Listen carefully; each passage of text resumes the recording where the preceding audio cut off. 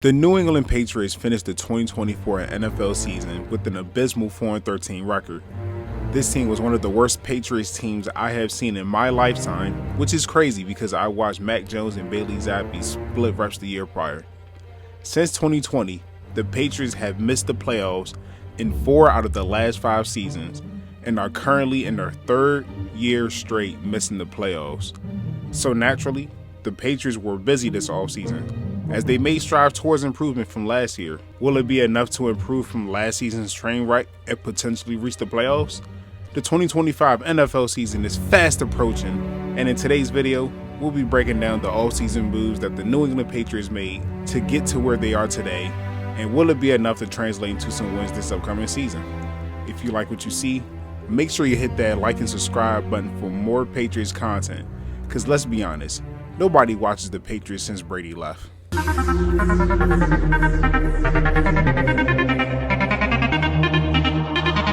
There were so many glaring issues from the start.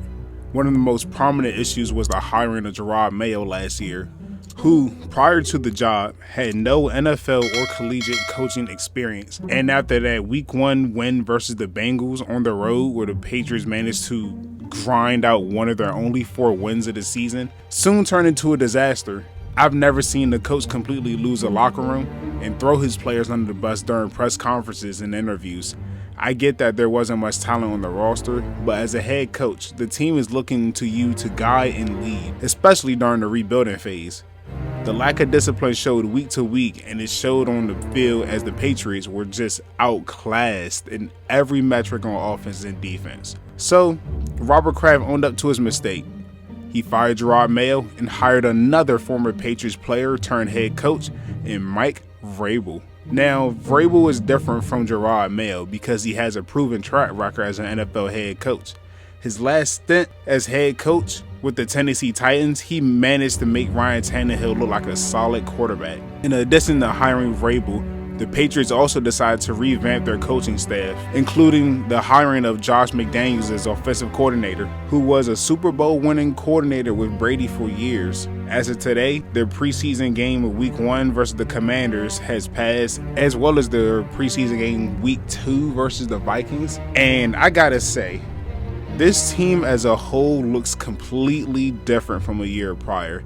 I know that may be a crazy statement, we're only 2 games into the preseason, but every single player on this team, from the starters to the third stringers, they all played with a purpose.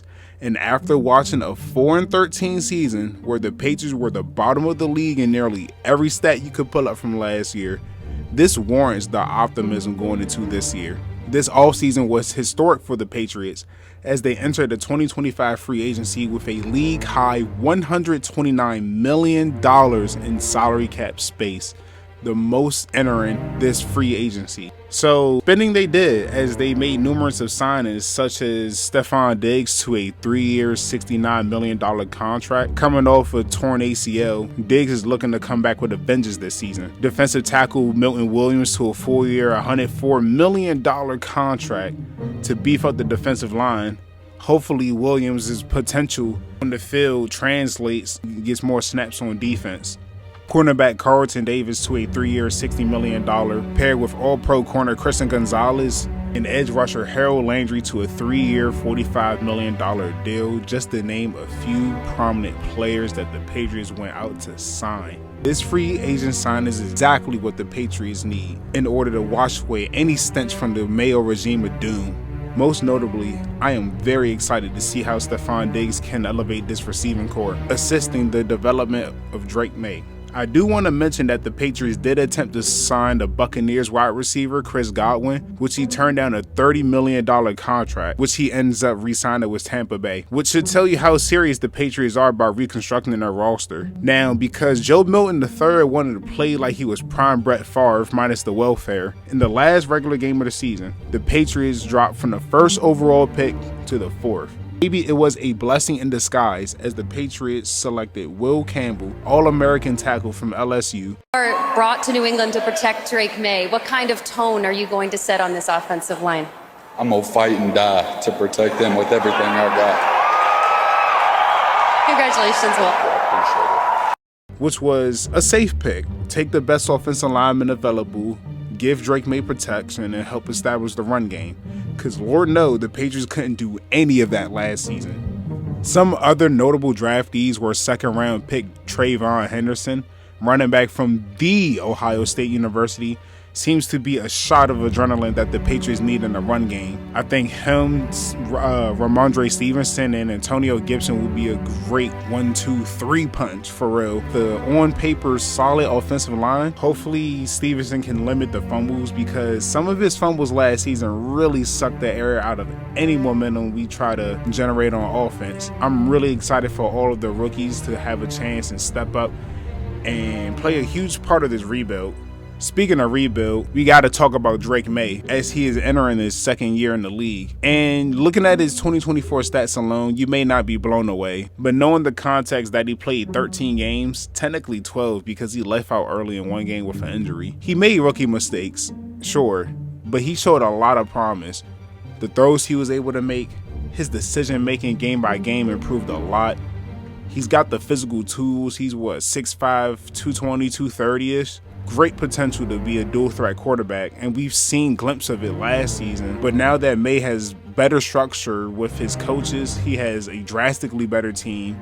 You're giving Drake May a chance to develop, and I feel like he has a lot of potential to greatly improve this year. The reports in training camp and going into the regular season have been nothing but positive, as May received a lot of praise for his leadership in his second year. Hopefully he can crack at least 3,500 yards this season with a good touchdown interception ratio, and prove to the league that he's here to stay. My overall thoughts and predictions on the Patriots is that they have a lot of upside and a lot of potential to make the biggest year-to-year leap. Though this is still a new and young team with new talent via free agency and rookies looking to make an immediate impact. With the schedule that they have, it'll be a true testament to how well coached this team really is and how much did the players improve from last season.